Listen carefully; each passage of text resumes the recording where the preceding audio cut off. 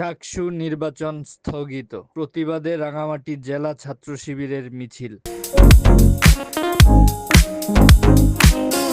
শাহজালাল বিজ্ঞান ও প্রযুক্তি বিশ্ববিদ্যালয় কেন্দ্রীয় ছাত্র সংসদ শাকসু নির্বাচন স্থগিতের প্রতিবাদে এবং অনতিবিলম্বে শাকসু নির্বাচন বাস্তবায়নের দাবিতে বিক্ষোভ মিছিল করেছে বাংলাদেশ ইসলামী ছাত্র শিবির রাঙামাটি জেলা শাখা।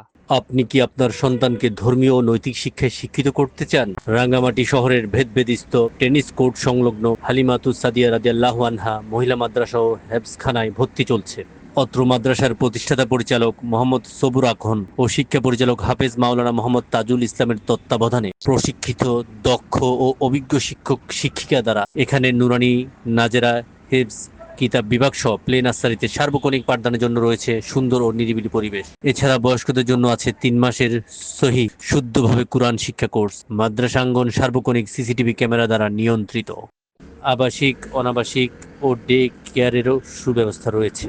সকল বিভাগে ভর্তির শেষ তারিখ আগামী 30 জানুয়ারি 2026 খ্রিস্টাব্দ। তাই আর দেরি না করে আপনার সন্তানকে দ্বীনি শিক্ষায় শিক্ষিত করতে আজই যোগাযোগ করুন।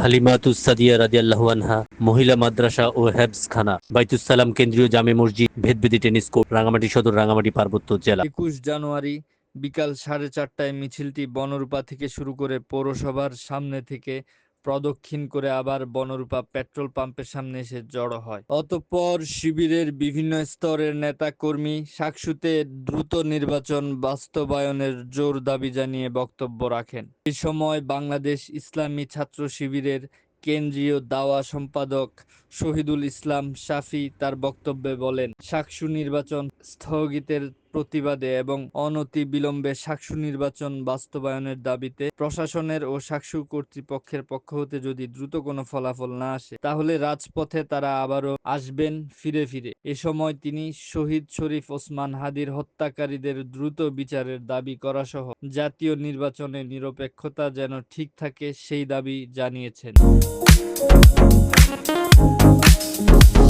আহমেদ রুস্তম রায়হান, নির্বাহী সম্পাদক, সাপ্তাহিক পার্বত্য কণ্ঠ।